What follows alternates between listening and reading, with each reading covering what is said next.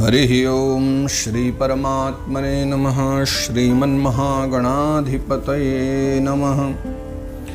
कस्तूरी तिलकं ललाटपटले वक्षस्थले कौस्तुभं नासाग्रे वरमौक्तिकं करतले वेणुकरे कङ्कणं सर्वाङ्गे हरिचन्दनं सुललितं कंठे च मुक्तावली गोपस्त्री परिवेष्टितो विजयते गोपालचूड़ामणि। कृष्णाय वासुदेवाय देवकीनन्दनाय च नन्दगोपकुमाराय गोविन्दाय नमो नमः। नारायणं नमस्कृत्य नरं चैव नरोत्तमं देवीं सरस्वतीं व्यासं ततो जयमुदीरये। जय सिया राम, जय श्री कृष्ण। पुनः आओ मिलकर के सभी भागवत प्रेमी जन हम सब फिर से गोता लगाएं भागवत जी की उस पावन गंगा में, पावन उस सरोवर में जो वस्तुतः एक ज्ञान का सरोवर है, भक्ति का सरोवर है। ऐसे भागवत सरोवर में हम प्रविष्ट हों।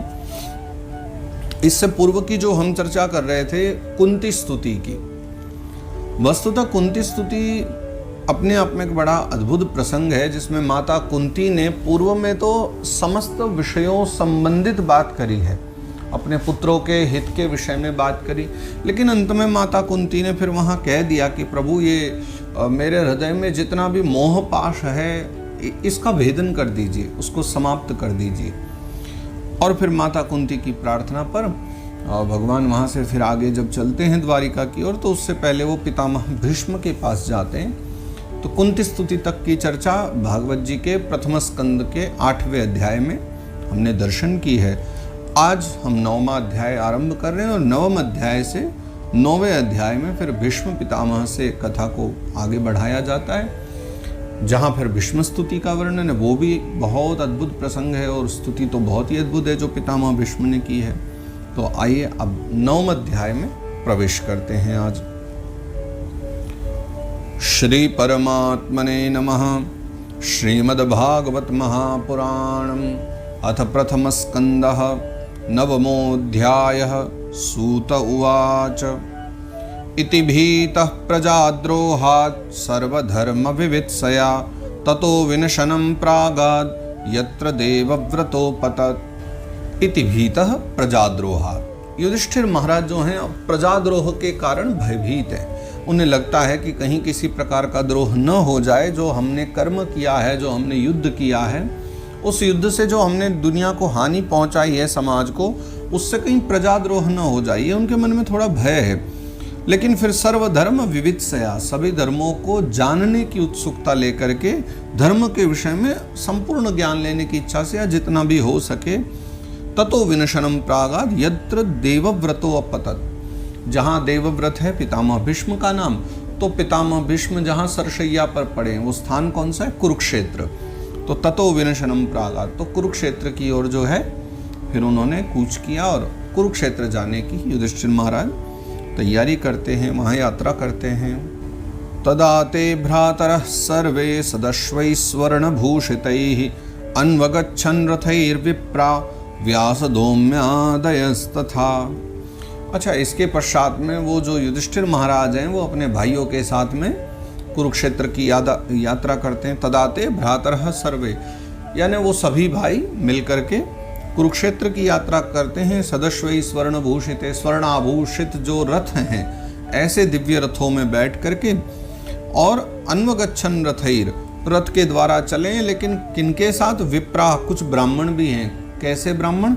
व्यास धौम्यादयस्तथा, जिनमें महर्षि वेदव्यास भी हैं जी, वही वेदव्यास जी जिन्होंने भागवत जी की रचना करी, क्योंकि उनका भी कालखंड वही है, द्वापर काल, और वो भी पूर्वज ही हैं, एक प्रकार से पांडवों को जन्म देने वाले वही हैं। तो व्यास ऋषि, धौम्यादि ऋषि, ये सब जो हैं वहाँ से प्रस्थान करते हैं और सब कुरुक्षेत्र की यात्रा करते हैं। भगवान अपि विप्रर्षे रथेन स धनंजय सतैर्व्यरोचत नृपः कुबेर एव गुह्यकैः। तो भगवान भी चले जा रहे हैं, विप्रर्षे ब्राह्मण भी जा रहे हैं, और रथेन स धनंजय यानी अर्जुन। तो स धनंजय मतलब धनंजय अर्जुन के साथ भगवान सवार हो गए। भगवान श्री कृष्ण कन्हैया और अर्जुन एक ही रथ पर हैं। और फिर युधिष्ठिर महाराज, विप्र, ब्राह्मण, देवतागण, ये सब मिलकर के जब चले जा रहे हैं तो कैसा प्रतीत हो रहा है कि सतैर्व्यरोचत नृपः कुबेर इव गुह्यकैः। ऐसा लग रहा है मानो यक्षों से घिरे हुए महाराज कुबेर स्वयं चले जा रहे हैं। अलकापुरी के स्वामी जैसे कुबेर अपने सभी यक्षों को लिए जा रहे हैं, ऐसी शोभा पा रहे हैं और चले जा रहे हैं। दृष्ट्वा निपतितं भूमौ दिवश्च्युतमिवामरं प्रणेमुः पांडवाः भीष्मं सानुगाः सहचक्रणा।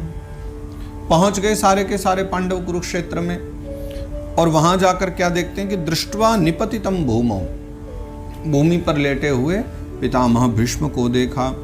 कैसे दिख रहे हैं पता है? वो ऐसे लगते हैं मानो स्वर्ग से च्युत कोई देवता हो। कोई देवता को मानो स्वर्ग से गिरा दिया गया हो, तो भले ही वो भूमि पर आ जाए लेकिन उसका तप तेज तो स्वर्ग वाला ही रहेगा ना। तो ऐसे ही लगता है कि भले ही वो भूमि पर पड़े हों, लेकिन कोई राजा हो, कोई विद्वान व्यक्ति हो, इस प्रकार से उनकी शोभा हो रही। तो प्रणेमु पांडवा भीष्मं सानुगा सह चक्रणा। तो जो सभी पांडव हैं वो चक्रणा यानी भगवान कृष्ण के साथ, और सानुगा यानी अपने अनुचरों के साथ सभी पांडव जो हैं प्रणाम करते हैं पितामह भीष्म को। तत्र ब्रह्मर्षयः सर्वे देवर्षयश्च सत्तमा राजर्षयश्च तत्रासन् द्रष्टुं भरतपुंगवम्। तो अब जब भगवान पधारे हैं तो सब ऋषि मुनि भी जान गए कि भगवान मिलने आए, मतलब अब पितामह का अंतिम समय निकट है। तो उसी समय जो भरतपुंगवम यानी जो भरत कुल का गौरव है, महाराज भरत के द्वारा जो वंश चला है, उस वंश में जो पैदा हुए हैं पितामह भीष्म, भरत कुल का जिन्होंने खूब गौरव बढ़ाया है, उनके अंतिम समय में पितामह भीष्म को देखने के लिए कौन आए कि ब्रह्मर्षयः, सारे ब्रह्मर्षिगण आए, देवर्षय, देवर्षि आदि भी आए, और राजर्षयः, राजर्षि जन भी वहाँ जो है पितामह भीष्म का दर्शन करने आए। वस्तुतः सबको ये ज्ञान हो ही गया था कि भगवान मिलने चले आए हैं, तो मतलब पितामह भीष्म का अब महाप्रयाण का समय है, आज ये जा सकते हैं। तो सभी ही उनका दर्शन करने के लिए चले आ रहे हैं। कौन कौन आ रहे हैं उसके विषय में भी कुछ चर्चा करी है। पर्वतो नारदो धौम्यो भगवान बादरायणः बृहदश्वो भरद्वाज शशिष्यो रेणुकासुतः।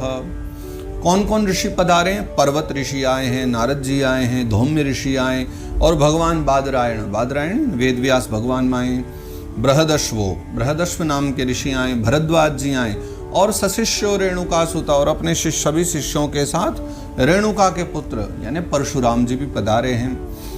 वसिष्ठ इंद्र प्रमदस्ततो गृत्समदोसितः कक्षीवान गौतमोत्रश्च कौशिकोत सुदर्शनः। वशिष्ठ मुनि भी पधारे, इंद्र प्रमद नाम के ऋषि भी आए हैं, और त्रित नाम के ऋषि भी आए हैं, गृत्समद नाम के ऋषि आए हैं, असित नाम के ऋषि आए हैं, कक्षीवान नामक एक महात्मा पधारे हैं, गौतम ऋषि भी वहाँ पधारे हैं, अत्रिश्च अत्रि मुनि भी पधारे हैं, कौशिकोथ, कौशिक मुनि कौन है? कौशिक कुशिक के पुत्र यानी विश्वामित्र मुनि भी पधारे, सुदर्शन, और सुदर्शन मुनि भी पधारे, और भी आए हैं।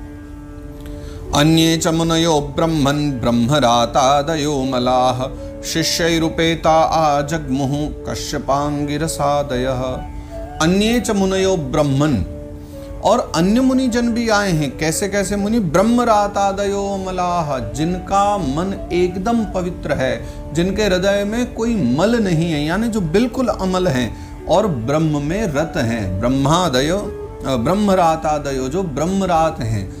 हमारे यहाँ भागवत जी में या पुराणों में ब्रह्मरात अब तक एक व्यक्ति को कहा गया है, वो हैं भगवान शुकदेव, जो भागवत के वक्ता हैं। तो यहाँ लिखते हैं ब्रह्मरातादयो मला, यानी कि शुकदेव भगवान जैसे महापुरुष भी पधारे। तो हम विचार कर सकते हैं कि जिन पितामह भीष्म के अंतिम समय में महाप्रयाण में शुकदेव जी जैसे, वेदव्यास जी जैसे, परशुराम जी जैसे, वशिष्ठ और गौतम जैसे, विश्वामित्र मुनि जैसे ब्रह्मर्षि आ रहे हैं, उन व्यक्ति का प्रभाव कितना होगा। तो पितामह भीष्म भी कोई सामान्य व्यक्ति नहीं है जिनके लिए सब आ रहे हैं, वो भी एक अद्भुत विचारों से भरे हुए व्यक्तित्व हैं।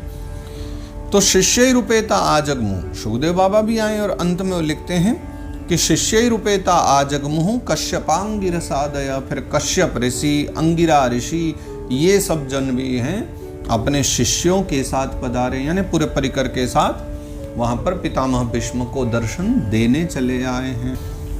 तान समेतान महाभागानुपलभ्य वसुत्तमः पूजयामास धर्मज्ञो देश काल विभागवेत्।